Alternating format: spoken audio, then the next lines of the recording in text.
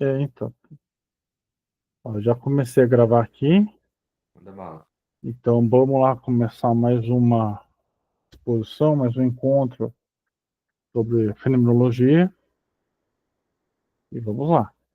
Aí qualquer dúvida, qualquer questão, a gente vai batendo um papo, vai trocando ideia, é um assunto bem legal.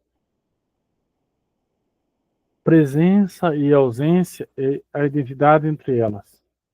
Já observamos que o tema filosófico de presença e ausência, ou de intenções cheias e vazias, é completamente original na fenomenologia.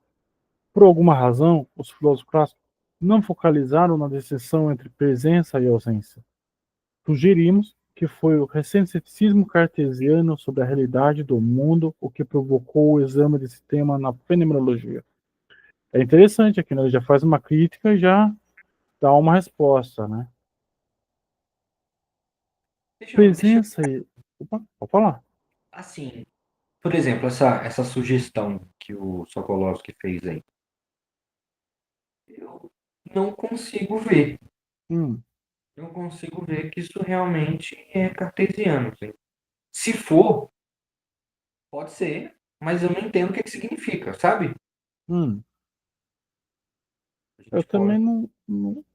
não sei o que significa, porque eu também não cheguei a ler ainda Descartes, né? Então, eu talvez ele esteja falando, voltando ao livro aqui, que essa questão daquela posição do Descartes, que era a questão não é só do perguntar, porque mais para frente, se eu não estou enganado, ele vai falar, até eu coloquei no grupo hoje, Para de rezar. é, Sagração.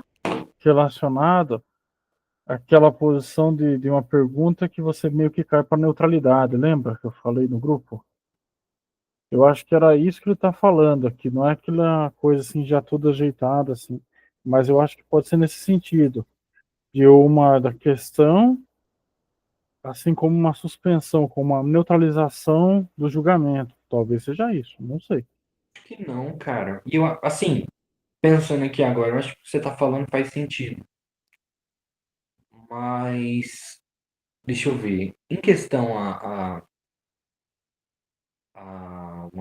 um pensamento cheio ou vazio, com presença ou ausência, quando Descartes vê, né, a situação do conhecimento da época e ele realiza a dúvida metódica, é metódica, ele sabe de tudo aquilo. Ele sabe. Na dúvida metódica, ele só vai investigar.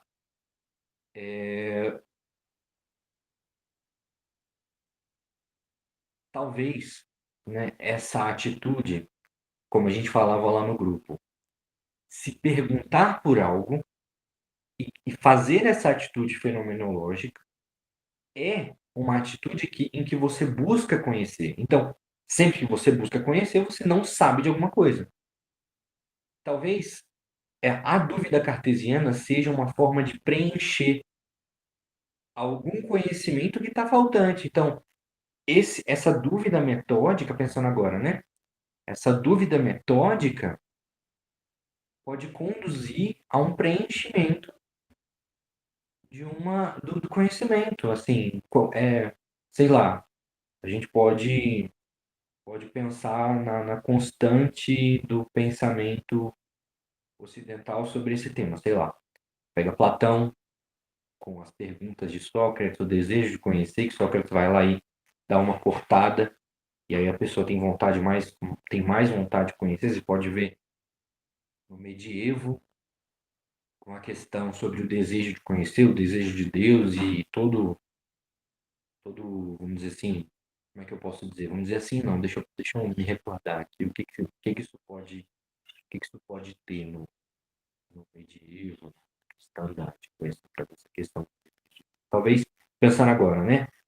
Aquele credo ut intelligo et intelligo ut, quer dizer, credam ut intelligo et intelligam ut credo, alguma coisa assim, que é esse processo de,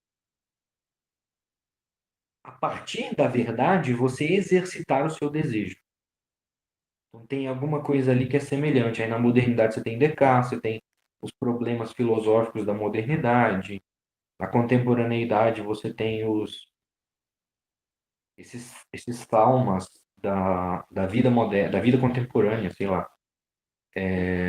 Não, o Husserl e o problema do psicologismo, Heidegger e esse problema, né, da vida enquanto um problema, né, do século XX. E, e É, as, eu acho que é por aí, porque se você pega, por exemplo, assim, se eu não me engano, lá na primeira linha da metafísica de Aristóteles, ele vai falar que as pessoas têm o desejo de saber, né? Talvez seja nesse sentido também, eu não sei, talvez seja isso.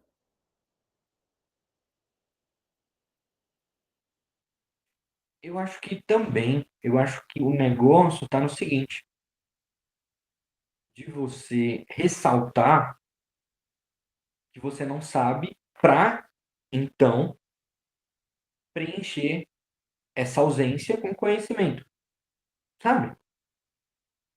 Sim, sim, concordo com você. E é justamente isso que ele estava falando, essa coisa desse jogo de presença e ausência, né? Talvez seja isso também. É, vamos mais um pouquinho aqui, que tá bem legal, ela já começou já no nível que a gente gosta, né? E presença e ausência são os correlatos objetivos para as intenções cheias e vazias. Uma intenção vazia é uma intenção que tem como alvo algo que não está aí, algo ausente, algo que não presente para quem o intenciona. Uma intenção cheia é a que tem como alvo algo que está aí, em sua presença física, ante a quem o intenciona. Deixa eu só marcar isso aqui, que eu acho que é um parágrafo bem interessante, não? Um conceito bem. Vamos marcar. Alguns exemplos para demonstrar essa estrutura. Suponhamos que desejamos ir a um jogo de basquete no Camden Yards, em Baltimore. A ideia de ir ao jogo nasceu de uma conversa com amigos. Decidimos que João compraria os ingressos. Ele o fez. Falamos sobre o jogo e sobre quem poderia vencer. Dirigimos-nos até o jogo, ainda falando sobre ele. Entramos no estádio. Até agora, o jogo esteve ausente para nós, e ainda o estamos intencionando, mas só vagamente. Temos conversado sobre o jogo em sua ausência. Imaginamos como será o jogo, antecipamos o jogo enquanto caminhamos em direção ao nosso assento. Tudo isso tem sido intenções vazias. Agora, quando o jogo tem início e começamos a assisti-lo, exercitamos intenções cheias. O jogo é gradualmente manifestado para nós. As intenções vazias, aquilo que dissemos e imaginamos sobre o jogo, tornaram-se cheias pela presença real do jogo, a qual leva algum tempo para se desdobrar. Nossa visão do jogo e nossa intuição em jogo. Isso tudo é o que é a intuição, e no vocabulário fenomenológico. A intuição não é algo místico ou mágico. É simplesmente ter uma coisa presente para nós em oposição ao tê-la intencionada em sua ausência. Ao momento que é interessante também essa marcação, né? Olha, eu posso estar errado, Rafael, Hum, mas pelo que eu entendi de Russo, posso ter entendido errado. Mas as intenções cheias, elas são aquelas que apresentam um conteúdo sensível. Então, quando você imagina o jogo, em relação, quando você fala sobre o jogo, você conversa sobre os jogos passados, etc., você está tendo uma intuição cheia. Pensando agora, o Sokolovski pode estar certo no sentido do seguinte: eu acho que o jogo vai ser isso, vai ser aquilo, sabe? Então, você não exatamente tem uma imagem sensível sobre o que isso significa, é apenas abstração, sabe? sim, sim, Então, eu acho que é isso. Dá para fazer essa distinção e eu acho que é isso, sabe? sim, eu acho que é bem por aí mesmo. Eu acho que essa intenção vazia é o que ainda não aconteceu de modo real. Eu acho que, pelo menos, que eu estou entendendo naquele parágrafo ali, que eu sublinhei ali, que eu coloquei. Não aconteceu em modo real, mas é em modo especulativo, teórico, talvez, sabe? Eu acho que isso aí não. Assim, eu posso estar errado, mas eu acho que isso aí não é o que Russell disse. Por Hum, exemplo. Stein, ela... Não, Husserl mesmo. Ele vai dizer que quando você imagina algo irreal, acontecido ou não acontecido, alucinação, tanto faz. Se você tem um conteúdo ali, um conteúdo sensível, é cheio. É uma intenção cheia. Não importa se aconteceu ou não. Hum. Porque aqui nesse livro ele também vai falar de uma parte de imaginação e de intuição também, mais pra frente, né? Mas é bom marcar essa dúvida que você está colocando nessa posição, porque às vezes o próprio livro ele se contradiz, né? Eu acho interessante depois a gente... Diga. Não, pode falar. Eu não sei se o livro vai se contradizer, espero que não. E eu acho Sim, que, sim, pelo que eu já ouvi do Sokolovsky, ele é bom. Não conheço muito. sim, sim. Mas ele tem, eu estava lendo hoje, mais pra frente, ali algumas páginas, acho que mais pra frente, ele vai falar sobre a imaginação, sobre mais a intuição, sobre vários desses aspectos, né? Então talvez a gente consiga tirar essa dúvida mais pra frente. Talvez sim, talvez sim. Mas eu acho que ele não vai se contradizer. Mas eu acho que É, ele não vai se contradizer, não. ou Ele, vai se aprofundar mais, né? não, eu acho que ele vai manter essa posição. Ele tá falando que a presença, como é que ele fala isso? Peraí. Ele tá falando que a intuição vem quando o jogo acontece. Ó, aqui, ó. Ó, isso tudo é intuição, ó. Nossa visão do jogo é nossa intuição do jogo, ó. Tá vendo aqui? O jogo tá presente. É, Assim, a interpretação que eu estou fazendo é o seguinte: tomando esse conceito russeliano que eu acho que é verdade, ele tá seguindo.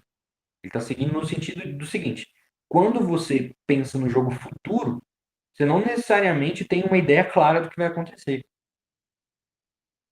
É abstração, sabe? Fica tudo meio fumaçado, sabe? sim, sim. Tá vazio por isso.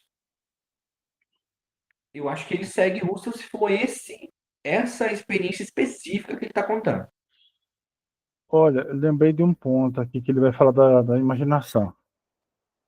A imaginação, ele vai colocar mais pra frente, como se fosse alguma coisa. Não que aquilo é alguma coisa. Eu acho que essa intenções vazias que ele está falando é justamente nesse aspecto, é como se fosse alguma coisa, mas não necessariamente é aquilo, e só no mundo real mesmo, quando você põe ainda em prática, é que você vai ver se é ou não aquilo. Eu lembro que ele fala isso mais pra frente. Exatamente, é isso que eu estou dizendo, que se Ah, a gente interpretar ele segundo essa ideia russeliana, essa experiência específica está correta, mas a imaginação, quando você tem uma imagem clara, por exemplo, eu posso falar para você imaginar o desenho de um quadro, de uma linha que vai desenhando um quadrado perfeito, e aí desenha um círculo, sei lá. É um experimento mental que está no Meno. Você consegue ter uma imagem clara do que é isso. Você segue o Meno, você as coordenadas, sei lá, você segue as coordenadas, os passos do que o Sócrates vai dizendo lá no Meno, você imagina. Você imagina o quadrado, a reta, enfim, fica claro na sua cabeça. A experiência específica que eu acho que ele tá contando aí é essa de eu quero saber como é o jogo, eu não tenho ideia do que vai ser, eu não consigo nem imaginar. Fica aquela coisa, sabe, meio fumaçada, e você não sabe. Você não sim, consegue dizer, eu sei, sabe? sim, sim. Eu acho que, assim, essa é a minha opinião, mas se você quiser comentar mais alguma coisa, vamos nessa. Não, acho que já a gente a gente falou bastante, porque ele vai falar mais vezes disso também, de imaginação, de intuição, do vocabulário fenomenológico, da noêmia. Tem bastante coisa interessante no livro ainda. Quando o evento acaba, saímos do estádio e conversamos e recordamos o jogo, uma vez mais por meio de intenções vazias e na ausência do jogo, mas um tipo diferente de ausência. O tipo é que é representado pela memória, não o tipo representado por antecipação. São ausências diferentes, As ausências que se dão para nós depois de uma presença são diferentes daquelas que se dão antes de uma presença. Interessante, hein? Tá ficando cada hora mais interessante, hein? Deixa eu ler de novo. Pode continuar? Tem mais algum comentário? Eu queria ler de novo, que eu não entendi. Não prestei atenção. Perdi a Ó, atenção. quando o evento acaba, saímos do estádio e conversamos recordando o jogo uma vez mais por meio de intenções vazias e na ausência do jogo, mas um tipo diferente de ausência, o tipo que é apresentado pela memória, não é o tipo apresentado por antecipação. São ausências diferentes. As ausências que se dão para nós depois de uma presença são diferentes daquelas que se dão antes de uma presença. Sei. Interessante, né? Já muda tudo, né? Muda tudo já. Ele realmente está nessa posição que você interpretou. Então, vamos mais um pouco. Mas tá muito legal esse texto, é muito didático. Eu gostei muito desse texto. Como um outro exemplo, imagine que você vai visitar Washington, capital dos Estados Unidos, e dizemos a você para ir a Ginevra de Bench, do Leonardo da Vinci, na National Gallery of Art. No caminho para a galeria, falaremos a você sobre a pintura. Tudo isso é feito em intenções vazias, ainda que suas intenções vazias sejam diferentes das nossas. Você nunca viu a pintura, enquanto nós a vimos. Entretanto, estamos todos na ausência daquilo sobre o que falamos. Então caminhamos até a pintura e continuamos debatendo sobre ela, com nossas intenções agora cheias. A pintura está presente para nós. Nós a intuímos. Ao deixarmos a pintura, ela estará ausente novamente e estaremos de volta às intenções vazias.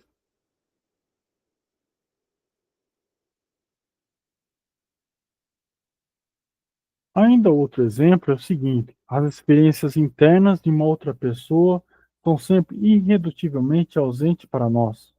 Não importa o quanto você possa conhecer o outro, seu fluxo de sentimentos e experiências internas nunca poderá vir a ser verdadeiramente misturado com o dele no modo que permitiria, por exemplo, que as memórias ou fantasias dele de repente começassem a emergir dentro da sua consciência.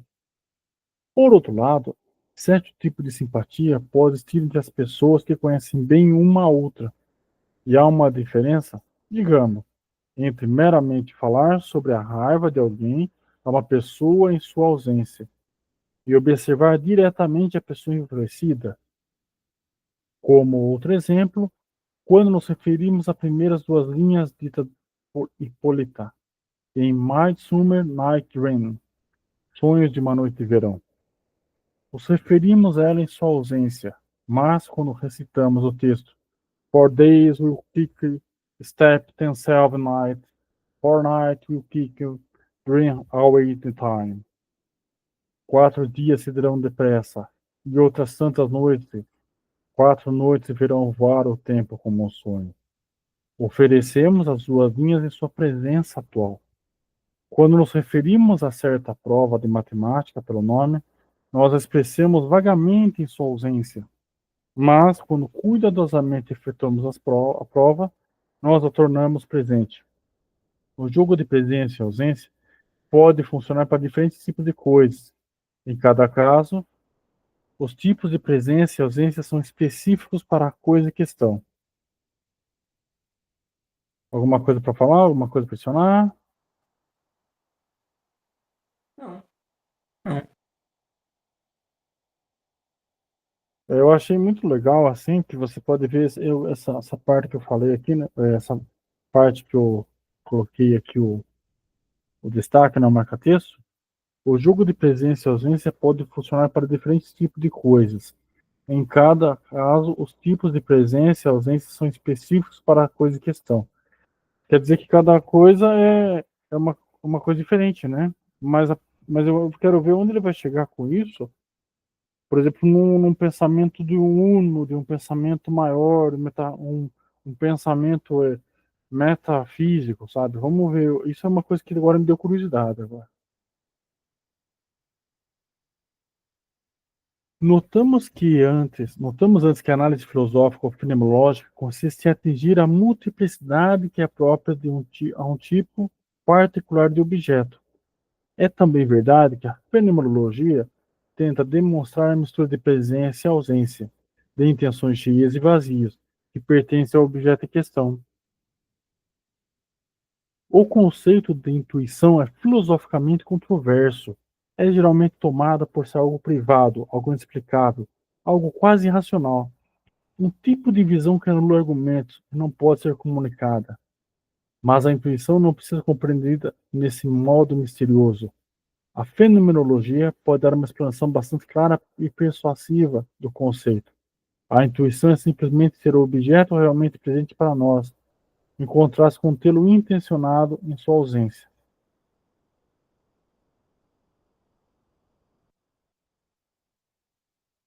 A cuidadosa experiência de um jogo de beisebol, a visão de um cubo real, encontrar os óculos que procurávamos, são todas intuições, porque elas trazem uma coisa, a presença. Tal manifestação é praticada contra as intenções vazias, direcionadas às coisas em sua ausência. Paradoxalmente, é em razão da fenomenologia tomar a ausência das coisas tão seriamente que ela pode esclarecer o significado da intuição. A intuição, com a presença que adquire, é feita para ser muito mais compreensível, sendo contrastada com intenções vazias e sua ausência.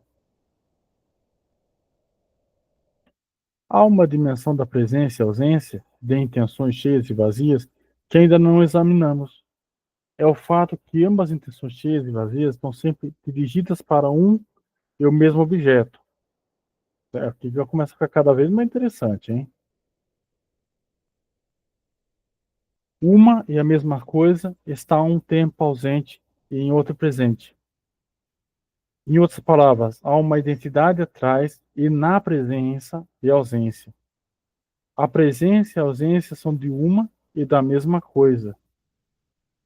Quando antecipamos o jogo de beisebol, falando sobre ele, nós intencionamos de modo vazio o mesmo jogo a que assistimos, a que assistiremos. Não intencionamos uma imagem daquele jogo ou algum jogo substituto que temos em foco. Agora, antes do jogo real mostrar-se, intencionamos jogo que não está aí, que ainda não existe. Se falarmos sobre uma pintura de Leonardo da Vinci, teremos em nossa intencionalidade uma e a mesma pintura, a mesma que veremos diretamente quando nos dirigimos para a sala onde a pintura está presente. A presença é a presença da pintura, a ausência é a ausência da mesma pintura, e a pintura é uma mesma na presença e na ausência. Tudo tranquilo aí, Luiz? Uhum. A pintura é identificada nas duas. A pintura pertence a uma dimensão diferente da presença e da ausência, mas não poderia ser exceto como capaz de presença e ausência de si mesma. A presença e a ausência pertencem ao ser da coisa identificada nelas. As coisas são dadas numa mistura de presença e ausência, da mesma forma como são dadas numa multiplicidade de manifestações. Também poderíamos notar que essa a identidade e essa não variação na presença e na ausência que nos referimos quando usamos palavras para a mesma coisa. Nessa interação de presença e ausência, a atenção especial deve ser dada filosoficamente ao papel da ausência, da intencionalidade vazia. A presença tem sido sempre um tema na filosofia, mas a ausência não tem sido dada a atenção devida. De fato, a ausência é geralmente negligenciada e evitada. Tendemos a pensar que tudo aquilo que nós temos consciência deve estar atualmente presente para nós. Parece que somos capazes de pensar que podemos verdadeiramente intencionar o que está ausente. Não, Incapazes. pode falar. Incapazes. Oi? Incapazes. Não entendi. Pode falar mais alto. Parece que somos incapazes de pensar que podemos verdadeiramente intencionar o que está ausente. Deixa eu ver aqui. Poder verdadeiramente intencionar. Ah, sim. Somos incapazes. Pulei um pouquinho. Nós nos esquivamos da ausência até quando ela está toda em nossa volta e nos preocupamos a todo tempo. Assim, quando queremos explicar como podemos falar de objetos que não estão presentes, preferimos dizer que estamos tratando com uma imagem ou um conceito do objeto, o qual está presente. E por meio dessa imagem ou conceito, alcançamos a coisa ausente. Mas essa postulação de uma presença para substituir a ausência é altamente inadequada, por uma razão. Como poderíamos sempre saber o que é dado para nós é somente um conceito, uma imagem, se não tivermos o sentido da ausência da coisa real, se já não tivéssemos intencionado a coisa em sua ausência? Por alguma razão, os filósofos têm tendido a negligenciar o papel radical da ausência na consciência humana e têm tentado esconder esse papel apelando à forma subreptícia de presença, pela isenção de estranhas presenças, tais como conceitos ou ideias que substituirão a ausência. Cara, eu não sei. Às vezes ele faz umas asserções categóricas assim sobre os outros filósofos. É uma coisa bem analítica dos Estados Unidos, assim, da filosofia anglófona. De Hum, gente assim, que às vezes não compreende as filosofias dos outros. Porque, por exemplo, a gente pode pegar uma filosofia, sei lá, de Kant. A filosofia de Kant dá muita margem para a gente falar de intuições vazias. Sei lá. Quando o Kant ele vai falar de um conceito e vai dar exemplos desse conceito, sabe? Por hum, exemplo, falar que existem formas a priori do entendimento humano. E aí essas formas a priori recebem uma posteriori que as preenche. É a mesma coisa, só falado de uma maneira diferente, porque tipo assim, a experiência humana, ela é naturalmente você intencionar algo vazio e depois preencher. Sei sim, lá. A gente primeiro olha um conceito e depois vai preenchendo. É como ele falou, a gente primeiro tem uma ideia geral e preenche. Pensar em qualquer coisa, pensar assim. sim. Eu Sim. concordo 100% com você. Então, Eu assim, diga. não pode continuar, continua aí. Depois, quando você. Acho que às vezes, assim, os pensadores anglófonos, eles têm esse defeito, sabe? Eles não compreendem direito a filosofia dos outros e atacam, assim, com bastante, assim, são bem incisivos, sabe? É estranho. Não vou dizer que é desonesto, porque não importa, isso é relevante. É relevante atacar o caráter. Mas eu acho errado, acho uma postura difícil. Uhum. O que eu ia complementar é assim, eu estava conversando com um amigo meu essa semana, né?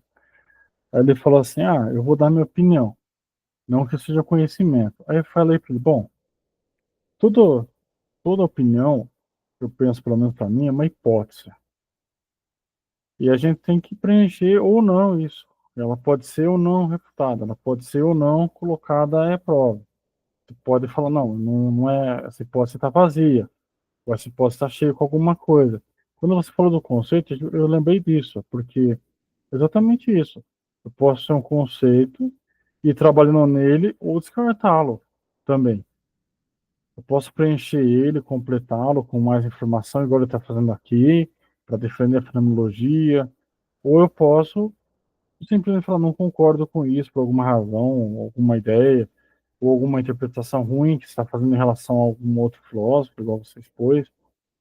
Então, eu concordo com você. Acho que é uma questão bem de construir isso, de ir entendendo melhor, né?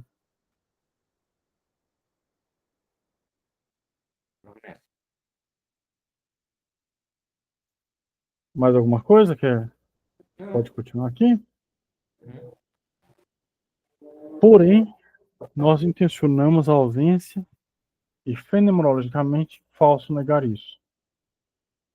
Podemos necessitar do suporte das palavras ou das imagens mentais para nos ajudar a intencionar a ausência, mas essa presença não nos impede de verdadeiramente intencionar o que não está aí diante de nós. A ausência é dada para nós como ausência. A ausência é um fenômeno e a ela deve ser dado o que lhe é devido.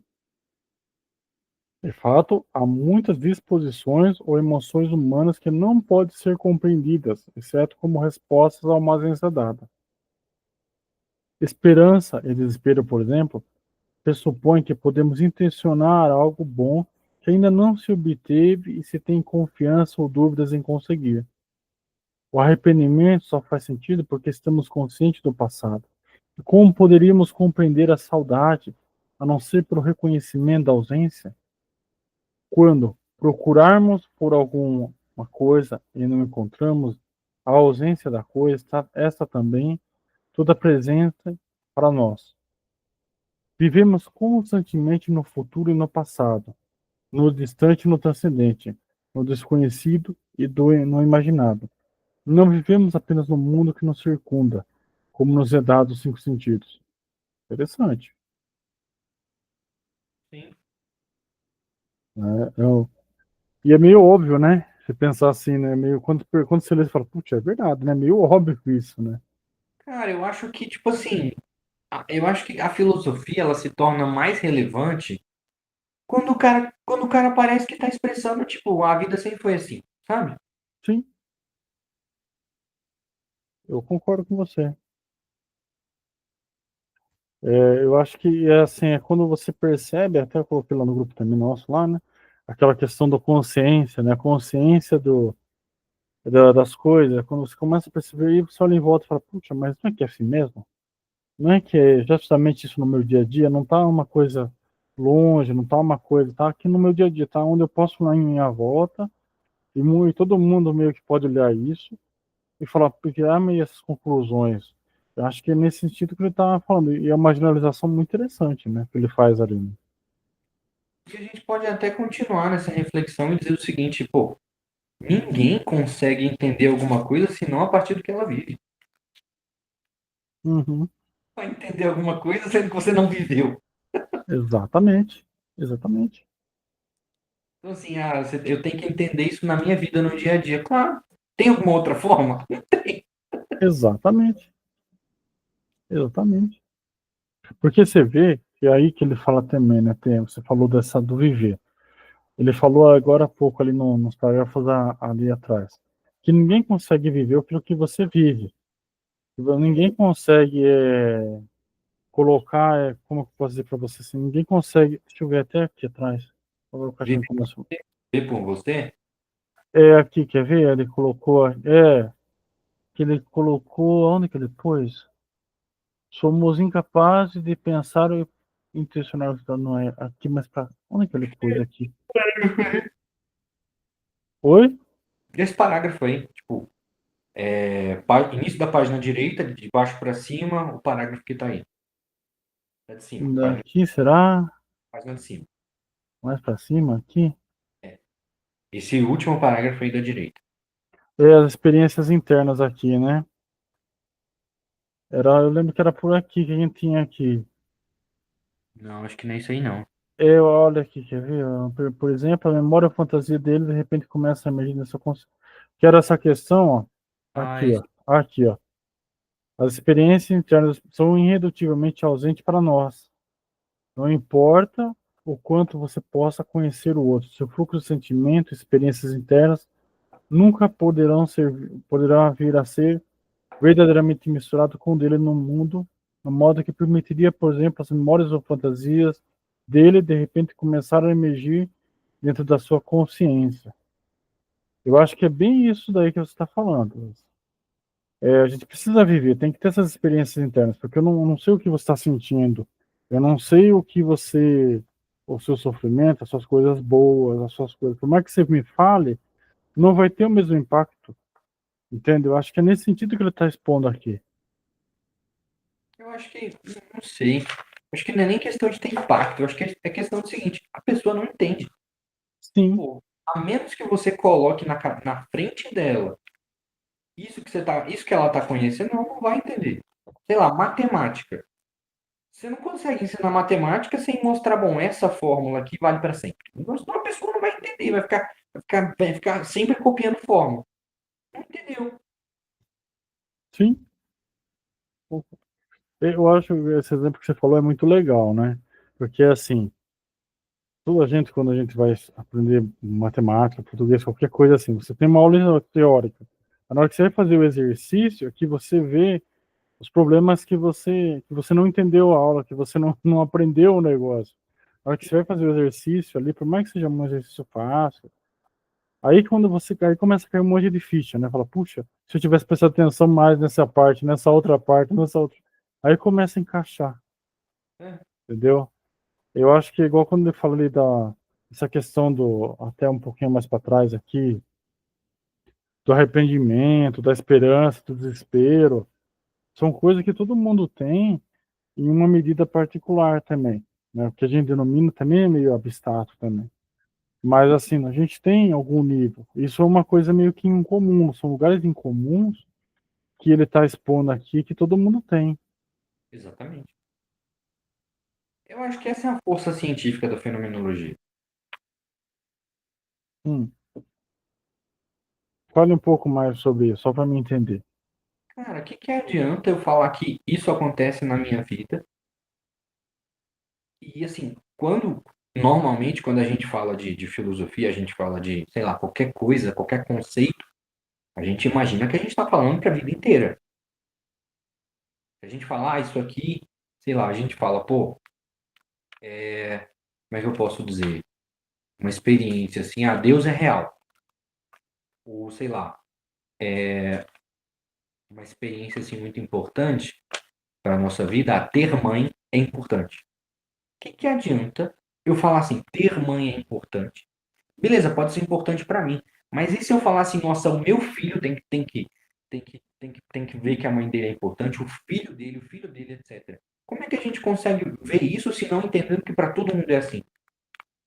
Para a gente entender que para todo mundo é assim, a gente tem que ter consciência de que para todo mundo é assim. Assim, o que eu estou dizendo é, a gente começou falando do seguinte, o que a gente começou falando? Nós começamos falando de experiências que são incomuns, que não é possível você falar de uma experiência e falar de uma experiência e a outra pessoa não ter uma experiência similar. Eu tava querendo falar disso, que tipo assim, como é que você vai dizer que algo é da realidade se você não souber que é algo comum, sabe? Eu É, dei esse exemplo. Por exemplo, a mãe tem que ser importante para o filho. Como é que eu vou dizer que a mãe tem que ser importante para o filho? Isso é uma lei universal, sendo que eu não tenho consciência disso que isso é comum para as pessoas. Como é que eu vou dizer? Vou estar falando uma coisa vazia, uma intenção vazia. Não é conhecimento de fato. Ainda não. concordo com você. Mas aí a gente vai pensar, olha que interessante, né? Só pegando esses ganchos aí. O que é universal para o ser humano? Eu gostei do que ele colocou ali, essa questão da esperança, desespero e arrependimento. Que em alguma medida todo mundo vai ter isso. Mesmo uma pessoa que seja muito fria, mesmo uma pessoa que seja, sei lá, um psicopata, mesmo uma pessoa que tenha um problema mental, todo mundo em algum patamar tem um pouco disso, mesmo que não seja igual. Mas a gente tem uma coisa chamada arrependimento, mesmo que seja uma pessoa que tenha dificuldade cognitiva ali, ela vai ter alguma coisinha na cabeça dela que talvez ali tenha um pouquinho de arrependimento. Não igual o nosso, não igual o mesmo peso do nosso, mas talvez ela manifeste um pouquinho, mesmo uma pessoa que seja em estado vegetativo, que tem um pouquinho de cognição, um pouquinho de razão, talvez ela manifeste também um pouco de arrependimento, um pouco de esperança, um pouco de desespero, sabe? Isso eu acho muito, muito interessante para se pensar, não? Pois é, cara, mas aí você vai dizer, pô, como é que você sabe disso? Pra perguntar, né? Como é que eu sei disso? A única resposta é dizer, pô, eu vejo que para todo mundo é assim. Como é que você sabe que para todo mundo é assim? Você tem que ter alguma forma de ter consciência disso. Eu acho que o Russell, eu não sei se é exatamente isso que ele fala, mas eu gosto muito da quinta meditação cartesiana e assim, velho, eu acho que é completa a parada. Você investigar as constantes da cultura, cara, é batata, velho. Você tem ali, isso é real. Você não pode dizer, é importante para mim, é importante para fulano. Eu acho, eu acho, eu acho. Não. Se você investigar isso, é real, é humano e pronto, sabe? Por Sim, exemplo, a pode falar.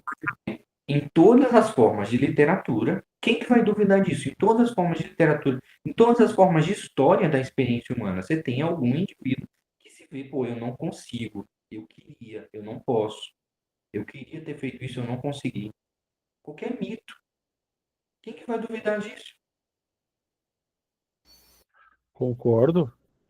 Homero tem isso, Bíblia tem isso, pô, sei lá, um mito, eu não sei os mitos egípcios, cara, mas só de você ter a ideia de pecado, acabou. Eu vou um passo mais além aí, um passo mais para trás. A tragédia humana. O ser humano, ele é trágico por várias coisas, pela expectativa, pelo mundo real, por você querer fazer alguma coisa e não conseguir por alguma razão, ou por você depois perceber, depois de um tempo, que você poderia ter feito tal coisa, mas não fez. Então, eu vejo que o que você colocou da literatura é exatamente, encaixa exatamente o que a gente está falando.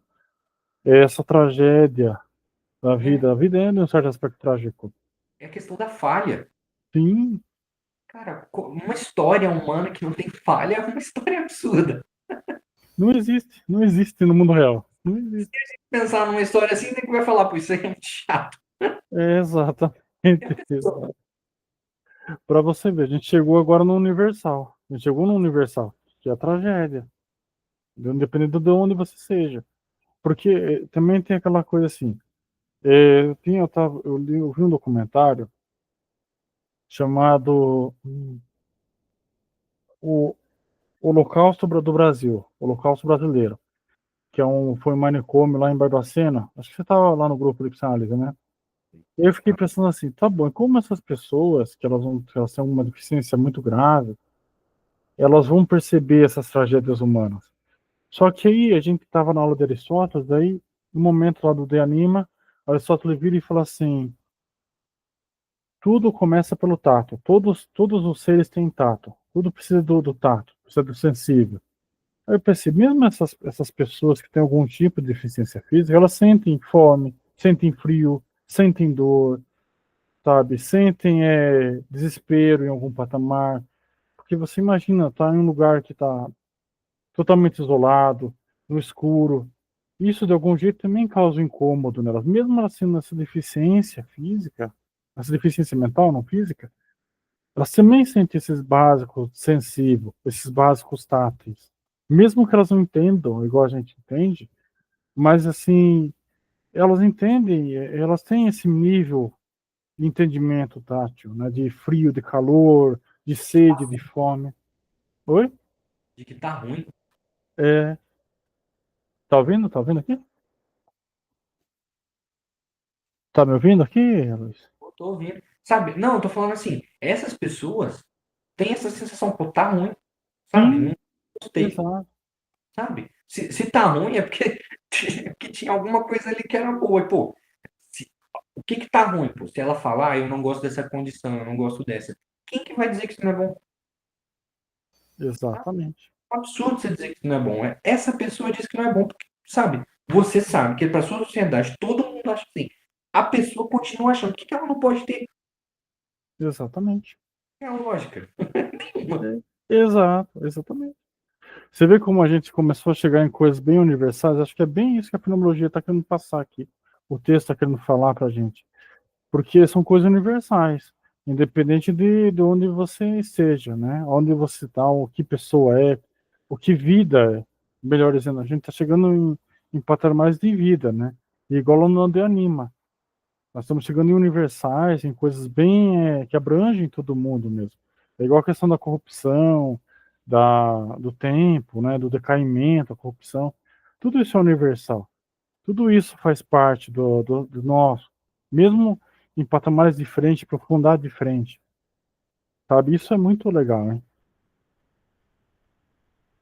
É aí que a filosofia vira científica. Sim, Eu falava isso aqui, né, no Ginefil, o Adriano até ficou meio coisado. Tipo, não, tem gente aqui defendendo que a filosofia é uma ciência. Aí é um absurdo. Mas assim, você alargar o conceito pra caramba e dizer, poxa, é rigorosa, ela alcança a verdade, de fato, sabe? Pô, por que que a gente não pode chamar de ciência? A gente está largando o sentido. Ela não é ciência no mesmo sentido que a física, que a sociologia, etc. Mas, pô, a gente consegue alcançar de fato que são verdades. E consegue ter certeza. Por que não é ciência? Todo mundo chama de ciência um conhecimento que te dá certeza. Por que isso aqui não pode ser ciência? Ah, Hum. mas a filosofia não dá certeza. Por que diz? Você, tipo assim, sabe? Quem disse? Você pode Eu, ter um monte de gente aí que diz, mas poxa, olha esses filósofos, olha a história da filosofia. Você vai dizer que nenhum deles tinha certeza do que estava falando? exatamente, exatamente. E de qualquer jeito, eles estão buscando uma verdade, eles estão buscando uma certeza em algum patamar, né? De qualquer jeito, eles estão buscando. Não é do mesmo jeito de uma ciência de medicina, não é do mesmo jeito de uma engenharia, mas é um próprio estilo de, de busca científica. Ora, Aristóteles, por exemplo, Aristóteles é extremamente científico, ele estava ali atrás. Eu li um livro chamado Aristóteles, um ensaio, de um autor brasileiro. Aristóteles, ele fala assim, Aristóteles ele era tão, ele já tinha essa sacada de que ele queria juntar a ética com a física. Onde o cara está indo? Na física. O cara está juntando duas coisas que, não, que a gente olha, está tudo dividido, fragmentado. Ele queria unir tudo isso. Ética, física, matemática, tudo junto, de um jeito bem amplo, de um jeito bem uno, universal. É uma ciência também. É uma aplicação. E é Aristóteles falando, não é nós, né? É um campeão ali do. É um cara que entendia, que tinha o talento, o dom, o conhecimento, né? Sei lá. Você pode. É tudo questão de interpretação, mas se a gente interpreta direitinho, a gente chega nessa certeza. Sim, Se a gente procurar, sabe, interpretar fenomenologicamente os filósofos, a gente vai chegar em certezas. Exatamente porque eles estão falando da realidade do óbvio. Assim. Se você exato. sentir e alcançar na sua vida, você vai ver, pô, é isso mesmo. Ó, você está falando isso aí. É só você ver esse texto aqui simples de ausência e presença. Isso aqui é uma certeza. Isso aqui é uma certeza. Não tem como você falar, não, eu estou vendo integralmente. Não, não tá. Isso não tem, não importa quem você seja. Essa coisa que a gente está abordando aqui de ausência. Sim, não é verdade. Não tem como fugir disso. Não tem como. É impossível você fugir disso. Ou eu estou errado? Você sabe, é impossível você olhar uma parede na integralidade. Não tem como. Eu só vou olhar um lado da parede, um lado da casa, um lado da um quarto, não tem como fugir disso. É claro, você está olhando só um lado, já tá aí. É Pronto, presencial. pronto, acabou a conversa, entendeu? É simples assim. Isso eu gosto da fenomenologia, por isso que eu falei que eu tô curtindo muito, porque é justamente isso. Eu olho e falo, ok, isso aqui é verdade, não tem como eu fugir. Eu tô amarrado nisso, não tem como. Não tem como eu fazer, inventar uma interpretação, uma narrativa, não. É isso, acabou. Se contente com isso. Se contente com isso, não tem erro. Às vezes não é nem se contente, mas tipo, pô, que vai. Por que você não vai gostar disso aí? Sua experiência é assim, você É, quer. Tipo, ninguém gosta de absurdo, sabe? Ninguém exatamente. gosta. Pô, assim, as pessoas que a gente conhece, em geral, elas não gostam de absurdos. Uhum, Acho que, por exemplo, a gente pode falar, ah, fulano é doido. Beleza, mas acho que até essa pessoa tem alguma noção de absurdo que ela não aceita. Todo mundo, em algum sentido, odeia um absurdo. com certeza. Assim, irracional, uma coisa totalmente fora da vida. Claro Sim, que para cada pessoa isso varia, mas em algum sentido todo mundo tem isso. com certeza. Mais um parágrafo aqui, mais um parágrafo. Tá bom o texto, hein? Tá muito bom. Você vê como o texto vai criando vida, isso é muito bacana. É, velho, eu acho assim que se a gente tivesse lendo Russell, seria mais difícil e daria muito mais pano para manga. Mas Esse é o problema, que vai ser mais difícil, vai dar mais pano para manga. A gente não tem esse tempo. Exato. Bom, mas já tá dando uma boa, eu acho que com o livro tá dando uma boa abertura para o universo russo, né? Depois, se der, a gente lê alguns textos, algumas ideias dele lá, né? Que são ideias, né? O nome do livro, não é isso? Pô, tem um monte. Tem o Ideias 1, o Ideias 2, tem o Isso. Tecnologia, tem, sei lá. Daí a gente pega algum deles só para ter contato com o autor direto, né? Talvez seja uma boa ideia.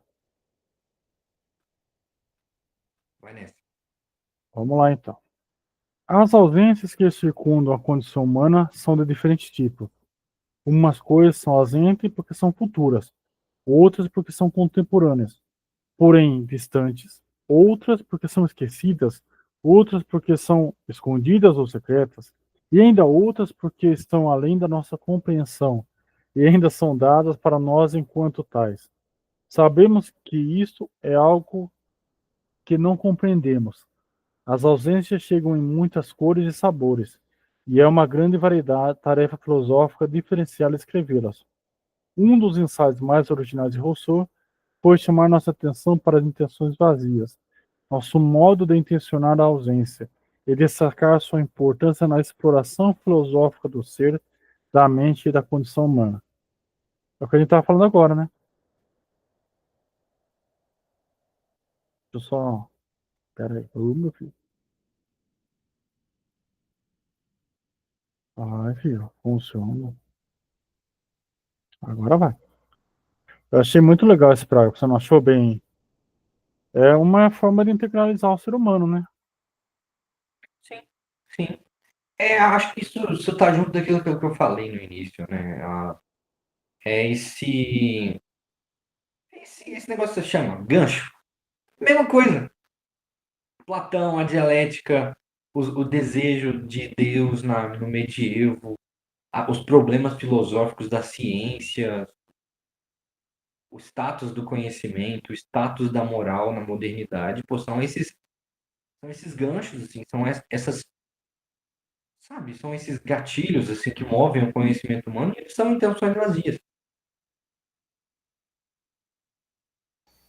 Sim, Não é meio. concordo.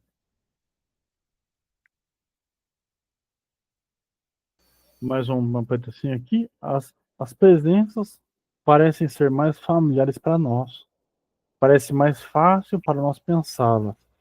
Pensamos que elas são de longe menos problemáticas. Pensamos saber o que significa para uma coisa ser dada para nós na carne, por assim dizer. E assim, as presenças também tomam um sentido mais profundo quando são vistas, filosoficamente, quando são feitas contra a ausência. Quando apreciamos a presença de uma coisa, a apreciamos precisamente como não ausente. O horizonte do seu ser, possivelmente ausente, deve estar aí se estamos conscientes da presença. A presença é dada como cancelando uma ausência. Às vezes, o objeto presente é algo que procurávamos. Sua ausência era vividamente dada por nós enquanto o buscávamos por meio de nossas intenções vazias. Onde estão os óculos? Onde os deixei? Então, quando encontramos o objeto, sua presença vem à luz, precisamente como amortecida por sua ausência ainda reverberada. O objeto vem à luz precisamente como aquilo que foi procurado. Em outro momento, o objeto pode não ter sido encontrado ou aguardado, mas parece subitamente sem expectativa. Ele nos surpreende. Ainda assim, ele aparece como cancelando uma ausência. Em nenhum caso, contudo, devemos enfatizar que a identidade do objeto é dada só através da diferença de presença e ausência. A identidade não é dada só na presença. Até quando o objeto está ausente, nós intencionamos o objeto mesmo. Nós o intencionamos em sua identidade. Quando está presente, nós intencionamos a identidade novamente, dessa vez em seu modo presente, e precisamente como não ausente. Quando falamos filosoficamente da presença e ausência, focalizamos no lado objetivo da correlação entre o sujeito consciente e o objeto. O objeto e sua identidade são dados através da presença e da ausência. Se nos voltássemos para o lado o subjetivo, diríamos que exercemos intenções vazias, que intencionamos o objeto de modo vazio, e que essas intenções vazias podem ser preenchidas quando conseguimos intencionar o objeto em sua presença real. As intenções vazias são correlatas com a ausência do objeto. As intenções cheias são correlatas com sua presença. Essa parte é bem interessante. Mais uma definiçãozinha aí pra gente, né? Uhum. Contudo, em acréscimo às intenções cheias e vazias, há também um ato de recognição, um ato de identificação, que é correlato com a identidade do objeto mesmo. Esse terceiro ato transcende as intenções cheias e vazias, assim como a identidade do objeto transcende sua presença e ausência. Olha que chique, hein? Eu acho muito robusto esse pensamento, sabia? Tem uma terceira coisa, né? Isso é muito bacana. Vamos, nessa hora tem que funcionar aqui. Pronto.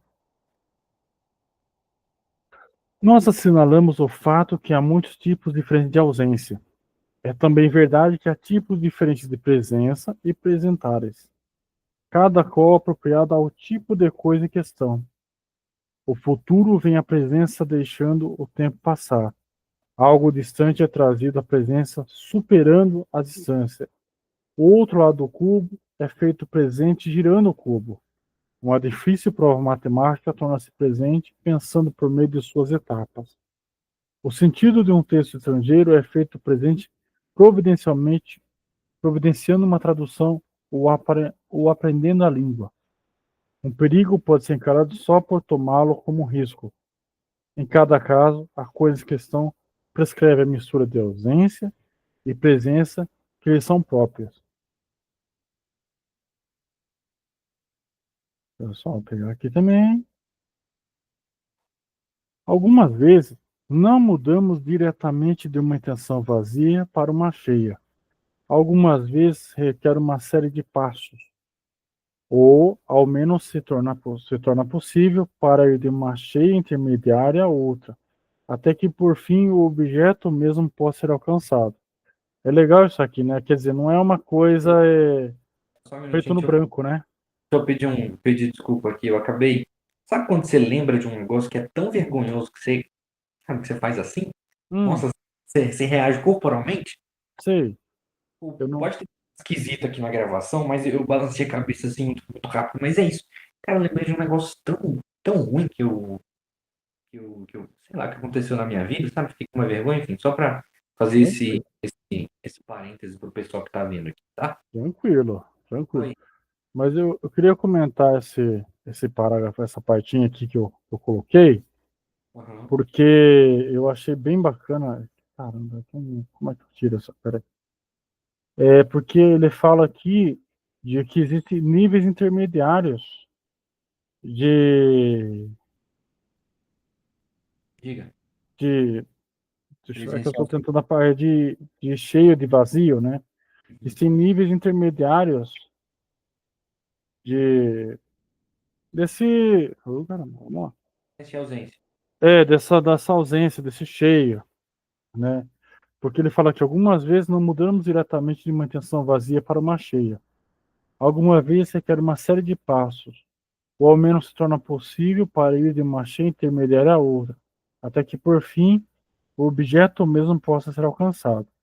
Eu acho bacana ressaltar isso, porque às vezes dá uma impressão, especialmente a gente que estuda filosofia, que o Diga. negócio dá um salto assim de uma coisa para outra, assim, de uma hora para outra, de um dia para o outro, sabe, uma coisa meio mágica. E ele fala: não, não, não. Algumas coisas não são assim. Algumas vezes não são assim. Algumas vezes são uma coisa que tem um monte de intermediário, um monte de passinhos para você chegar naquilo. Uhum. Entendeu? Isso eu acho muito legal. Uhum. Tem uma parte, cara, da sessão sobre nós e Noema, que você vai falar que a temporalidade, cara, é um aspecto muito importante. do método fenomenológico, porque entender como as ideias se concatenam, e, portanto, como uma ideia leva a outra, ele fala que isso é importante agora. O quanto isso é importante, eu não sei, eu teria que pensar mais, mas eu acho que é disso que ele está falando aí, né?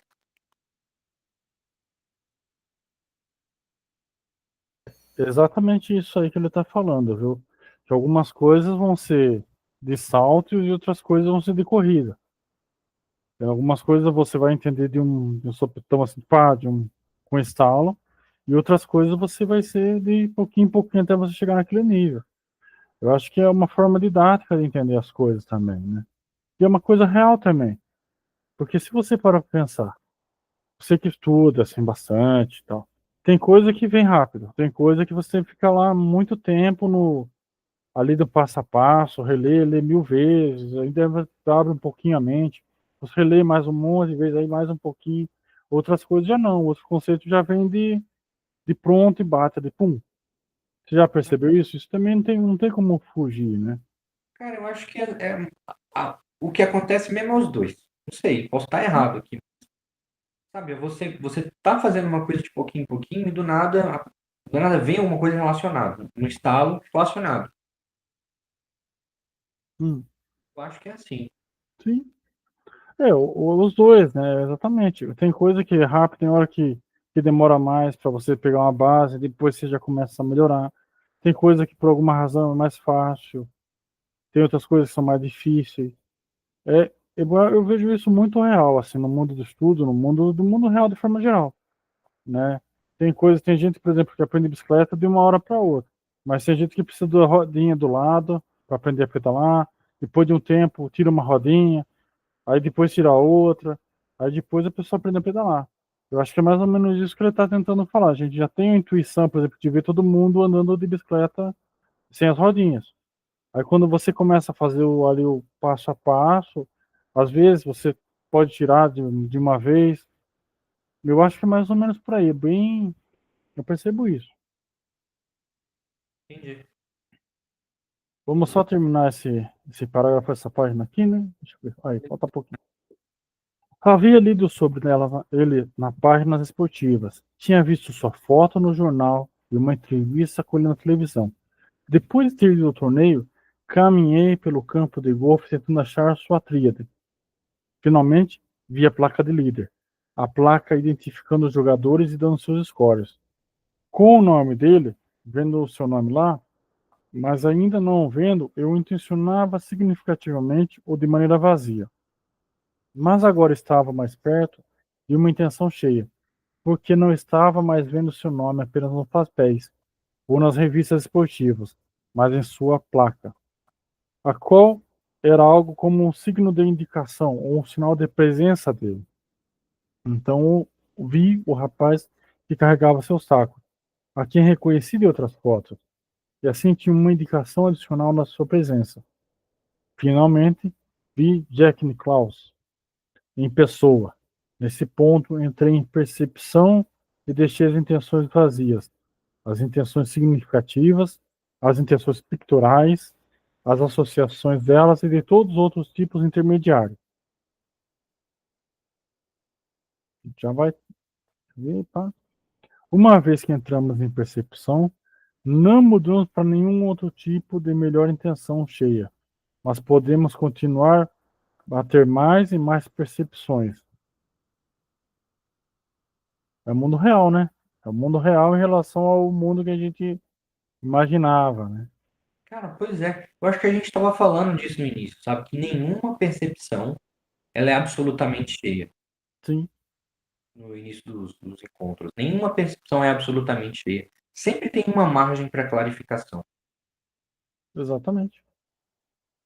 Exatamente. É só, acho que talvez a percepção cheia nesse caso é ele está lá presente com o tal do Jack Nicklaus, que ele viu tudo, que ele se preparou tudo, mas aí quando ele chegou lá no presente viu.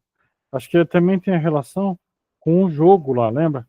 Quando eles estavam lá especulando sobre o jogo, eles chegaram no mundo real, foi cheia talvez no sentido do acontecer ali, mas talvez do refletir, talvez não seja sido cheia, né?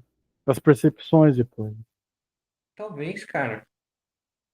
Até do ponto de vista de, por exemplo, eu tenho diante de mim um jogo de futebol. Pô, você nunca experimenta o jogo de futebol enquanto jogo de futebol. Você experimenta este jogo de futebol, aquele jogo de futebol, com estas características específicas e não aquelas, em que, por exemplo, fulano fez esse passe, não fez aquele, nesse lugar exato do gol e não daquele, sabe? Hum, Do campo, não sei, não entendo de futebol. Mas você tá entendendo o que eu tô falando? sim. Assim, é impossível você ter. Assim, não sei se é impossível, mas você nunca vai experimentar o jogo de futebol em si mesmo, sempre um particular. Uhum. Isso é Talvez seja bem isso. Heraclitiano, né? Isso é bem Heráclito, né? Talvez, talvez. O fluxo, né? A questão do fluxo, do movimento. Eu não falo nem disso. É porque, tipo assim, se você tem dentro de um objeto alguma coisa que, por exemplo, fulano não pode estar nesse e em outro lugar ao mesmo tempo, sabe? Você tem necessidade de ter um particular ao invés de um universal, entendeu? Hum, Em cada ente que possui uma característica dela, é impossível que ao experimentá-lo, você experimente isso como, como um universal. Você sempre vai experimentar como um particular. uhum. Então, assim, estou falando isso para dizer, sempre que você experimenta alguma coisa na vida, você nunca experimenta algo absolutamente cheio. Tá, tô começando a entender. Tô começando a entender. É uma particularidade daquilo. É isso que tá falando. Não falo nem que é uma particularidade, por exemplo, em todo ente que você tem alguma característica, por exemplo, você tem várias características possíveis, mas algumas delas são contrárias uma à outra e não podem existir as duas ao mesmo tempo, é impossível que você experimente este objeto, e a gente que experimenta pelos sentidos, é impossível que a gente experimente esse objeto enquanto o universal. Eu tô entendendo, eu só não tô conseguindo explicar, mas eu tô entendendo o que você quer dizer. Eu tô entendendo essa questão do universal, do particular. Tem essa relação, não é isso? Tem Sim, essa relação do. tô querendo falar, já que o mundo é assim, é impossível que a gente olhe para alguma coisa na vida e veja um universal. Sim, As intenções sempre são em algo vazias. Sempre. Sempre não, nunca existe uma presença plena. sei, entendi. Mas aí a gente teria. Será que seria uma presença totalmente vazia? Ou uma presença, ou uma intenção meia vazia, meio cheia? É um intermediário. É o intermediário que ele falou aqui, né? É isso. Caramba, você vê? Rapaz do céu. Vamos terminar aqui que tá muito bom. Senão a gente vai ficar até meia-noite aqui. A gente fica até meia-noite aqui. As percepções ulteriores foram, contudo, não ainda uma mudança dentro de outro tipo de intencionalidade, mas simplesmente mais da mesma. A cadeia de intenção cheia alcançou seu apogeu.